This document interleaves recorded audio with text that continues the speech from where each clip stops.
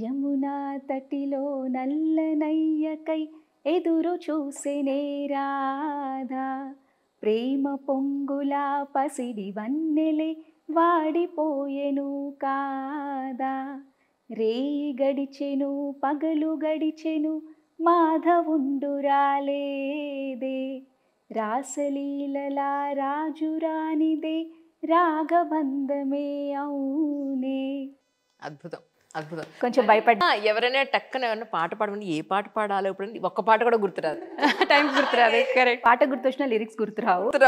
Even మంగళహారతులు కూడా అండి, మేము మోక్షనిధి యాప్ లాంచ్ చేసే ముందు మాకు చాలా మంగళహారతి పాటలు వచ్చు.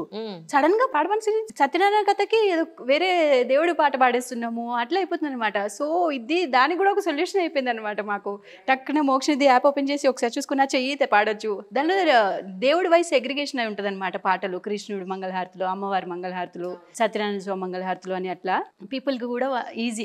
మంగళహారతిలో నేను మీకు మా అమ్మగారిని అడిగి కొన్ని పాటలు ఖచ్చితంగా మీకు తప్పకుండా. ట్యూన్ కూడా ఇస్తాను. తప్పకుండా. అప్పటి పాటలు చాలా బాగుంటాయి. ఎగ్జాక్ట్లీ, తప్పకుండా. ఏమంటారు, లిరిక్ కానీ ట్యూన్ కానీ చాలా బాగుంటాయి అవి. సో డెఫినెట్గా, ఎందుకంటే నేను చేయాలనుకున్న పని మీరు ఆల్రెడీ మొదలు పెట్టారు కాబట్టి డెఫినెట్గా సపోర్ట్ ఇయ్యండి. తప్పకుండా. Thank you so much. మంగళహారతి మనం ఏందో పాడేమా?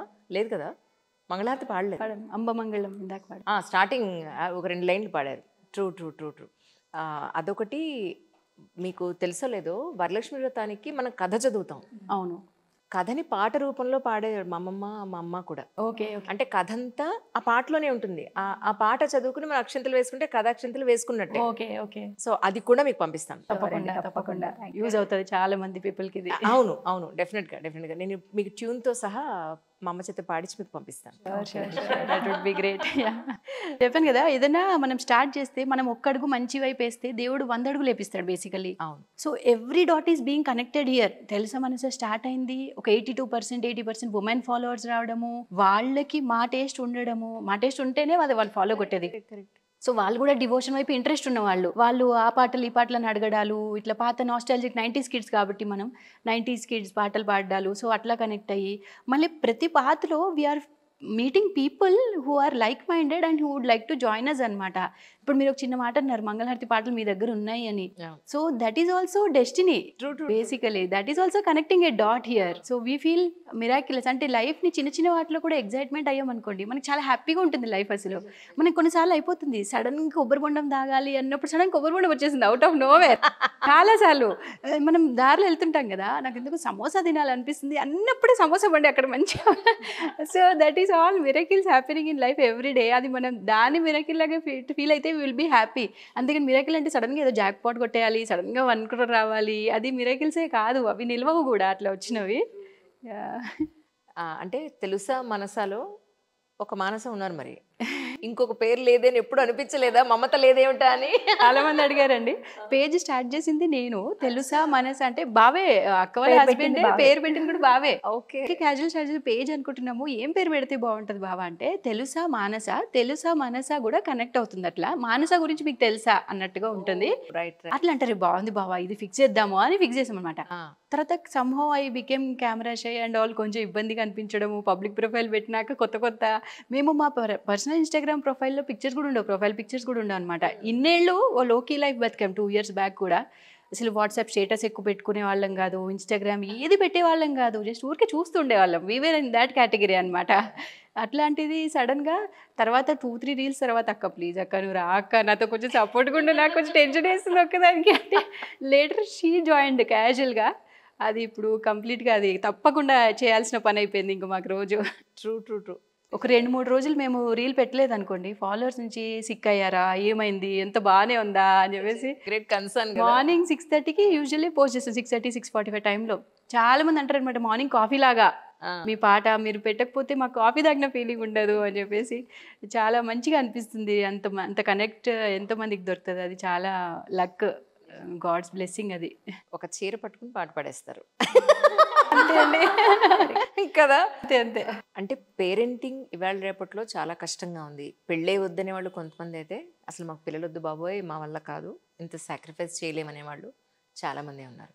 సో అంటే మీకు నిజంగా ఎప్పుడు అలాంటి ఫీలింగ్ లేదబ్బా, ఎందుకు పిల్లలు ఇప్పుడు వద్దే వద్దన్న పాయింట్? లేదండి. ఇప్పుడు మా పిల్లలు 3 days దసరా హాలిడేస్ మమ్మీ వాళ్ళ ఇంటికి వెళ్ళారు. అసలు ఎంత బోరింగ్గా ఉందంటే అసలు ఇంటికి వెళ్ళాలనిపించట్లేదు. ముందు నేను 8 కల్లా ఇంటికి వెళ్ళిపోయేదాన్ని పాప ఉంటుందని. ఇప్పుడు అసలు ఇంటికి వెళ్ళడానికి రీజన్ ఏంటి? సరే 11 అయినా సరే పర్లేదులే అలా అనిపిస్తుంది. అంటే పిల్లలు వస్తే ఇంకా వాళ్ళే ప్రపంచం అండి. అది అంటే మేబీ లేని వాళ్ళకి తెలియదేమో, ఉంటేనే ఆ ఫీలింగ్ తెలుస్తుంది. అంటే మేబీ వాళ్ళు ఇప్పుడు ఇంకా చిన్నపిల్లలు కదా, అది విషయం, అందుకని ఇంకా తెలియలేదు. పేరెంటింగ్ కష్టం అని ఎప్పుడు అనిపిస్తుంది అంటే వెన్ దే ఆర్ అంటూ టీనేజ్ లోకి ఎంటర్ అయిన తర్వాత వాళ్ళతో పడే కష్టాలు ఉంటాయి. ఆ రోజు మీరు నన్ను తలుచుకోవాలి మరి. అప్పుడు మీకే కాల్ చేస్తాను, అంజలి గారు ఏం చేయాలి ఇప్పుడు పరిస్థితి అని. చాలా మంది పిల్లల్ని పెంచేటప్పుడు చిన్నగా ఎస్పెషల్ టాడ్లర్ స్టేజ్ ఉన్నప్పుడు ఒక్కడే నాకుంటే నేను వెకేషన్కి వెళ్ళి మొత్తం పడుకుంటాను అసలు ఏం ఆలోచించకుండా అనుకుంటారు కదా. కానీ వన్ డే ఆ డే వచ్చినప్పుడు 5 minutesకే రెస్ట్ లేదు, ఏం తోయదు అసలు. ఏం తిన్నాడా, పడుకున్నాడా, ఏం చేస్తున్నాడా, మొత్తం వాళ్ళ చుట్టే. పిల్లలు వచ్చాక దేర్ ఇస్ ఎ సేయింగ్ అనమాట. పిల్లలు వచ్చాక ఏంటంటే మన హార్ట్, మన లోపల ఉండే హార్ట్ బయట అక్కడిక్కడ ఇంట్లో తిరుగుతుంది అంటారు పిల్లలు. అంటే మన హార్ట్ కూడా మన బాడీలోంచి వెళ్ళిపోతుంది పిల్లల రూపంలో. దట్ ఈస్ ఫ్యాక్ట్ అనమాట, సాడ్ రియాలిటీ. అబ్సల్యూట్లీ నిజం. సో ఇంకా మీ లైఫ్లో నేను ఇంకా అనుకున్న పాయింట్ ఆఫ్ వ్యూలో నేను లేను, I need to reform those things అనుకున్నవి ఏమైనా ఉన్నాయండి? అలా అయితే ఏం లేదండి, అన్నీ అనుకున్నట్టుగానే జరుగుతున్నాయి దేవుడి దయ వల్ల. మీరు నేనేమనుకుంటా అంటే God has a bigger plans for us. Basically మనం ఏం అడగాల్సిన అవసరం, మనం పని చేసుకుంటూ వెళ్ళాలంతే. మనం ఎగ్జిక్యూషన్ చేయాలి. ఏమైనా ఐడియాలు 100 మందికి 100 బిజినెస్ ఐడియాలు వస్తుంటాయి, 100 మందికి 100 ఆలోచనలు వస్తుంటాయి. నాకు ఈ జాబ్ కాదు, ఈ శాలరీ కాకుండా ఇంకా హయ్యర్ ప్యాకేజ్ కావాలి. హయ్యర్ ప్యాకేజ్ నీకు కావాలి, దానికోసం నువ్వు ఏం చేయాలి? నువ్వు ఎగ్జామ్స్ రాయాలి, ప్రిపేర్ అవ్వాలి, అదే వర్క్ నువ్వు చేసుకో. రిజల్ట్స్ అనేది పక్కన, రిజల్ట్స్ అనేది ఇట్స్ సెకండరీ బై ప్రోడక్ట్. అది ఇందులో కాకపోతే ఈ కష్టం ఎక్కడ పోదు. నెక్స్ట్ మీరు వేరే దానిలో చేస్తే అందులో రిజల్ట్ వచ్చేస్తుంది మనకి కంపల్సరీగా. సో వర్క్ మాత్రం ఆపొద్దు బేసికల్లీ, అది నేను నమ్ముతాను. నా ప్రతి స్టేజ్లో అదే జరిగింది కూడా. అండ్ ఇంకోటి గ్రోత్ అండి. ఇప్పుడు simple maths, 1 to the power of 365 is 1, but 1.01 to the power of 365. Doctor గారు మ్యాథ్స్ చెప్తున్నారు. ఆయన ఎవరో చెప్పినట్టు సైన్స్ లో మ్యాథ్స్ ఉందని చిన్నప్పటి నుంచి చెప్తుంది. చిన్న మొత్తాల పొదుపు అంటాం కదా. సో చిన్న చిన్నగా పొదుపు చేయాలి. అలాగే డే బై డే కొంచెమైనా సరే గ్రో అవ్వాలి. కొంచెం ఈరోజు ఏదైనా చిన్న విషయం నేర్చుకోవాలి. అండ్ మనం చుట్టూ మన చుట్టూ ఉన్న పీపుల్ నుంచే, ఒక్కొక్క పర్సన్ నుంచి ఒక్కొక్క క్వాలిటీ కంపల్సరీ మనం ఏదైనా ఒకటి నేర్చుకోవడానికి దొరుకుతుంది. సో డైలీ మనం అదొకటి ట్రై చేయాలి. ఒక్కొక్క కొత్త పర్సన్ని మీట్ అవుతే వీళ్ళ నుంచి ఏం నేర్చుకోవాలి ఈరోజు. సో అలా గ్రో అవ్వడానికి ఛాన్స్ ఉంటుంది. సచ్ ఏ పాజిటివ్ కాన్వర్జేషన్ అండి. అసలు ఇద్దరు చక్కగా నవ్వుతూ, ఎక్కడ 0.1% నెగటివిటీ లేని పర్సన్స్, ఫ్యామిలీస్. మనస్ఫూర్తిగా మేమంతా కూడా మీరు ఎప్పుడు ఇలాగే నవ్వుతూ ఆయురారోగ్య ఐశ్వర్యాలతో ఉండాలని, ఇంత చిన్న కష్టం కూడా మీ దరి చేరకూడదని, వచ్చిన భగవంతుడే చక్కటి సొల్యూషన్స్ మీ నవ్వు రూపంలో అది అలాగే యాజిటీస్గా వెళ్ళిపోవాలని మనస్ఫూర్తిగా కోరుకుంటున్నాను. Thank you so much for your time once again. ఎక్కువ టైం తీసుకుంటే మాత్రం ఏమనుకో. అయ్యో అసలు మాకు అసలు టైమే తెలియలేదు నిజంగా. యాక్చువల్లీ చాలా భయపడ్డాం ఇంటర్వ్యూ అంటే. అయ్యో, బట్ ఏదో ఇంకో సిస్టర్తో మాట్లాడినట్టే అనిపించింది.